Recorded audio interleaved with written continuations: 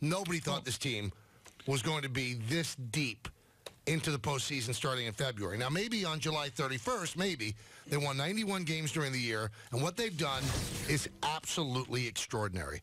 And the thing that I think is most surprising about this run is the pitching. The Astros have stopped hitting. Do you know how many runs the Astros scored during the regular season? 896. That's like record-setting.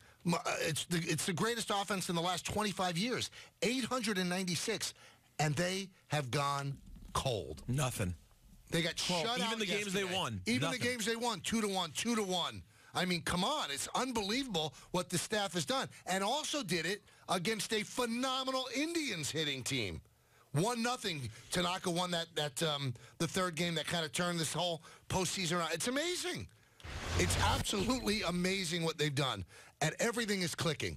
They are averaging in the series 1.8 runs a game. Do you know how much they averaged during the regular season? 6 runs a game.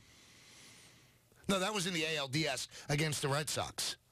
In the regular season, they averaged 5.5 runs per game, which led Major League Baseball. This is a run the Yankees are on right now that even for somebody who's seen every game like me, every inning of every game, even when I'm off, I watch it. I'm stunned.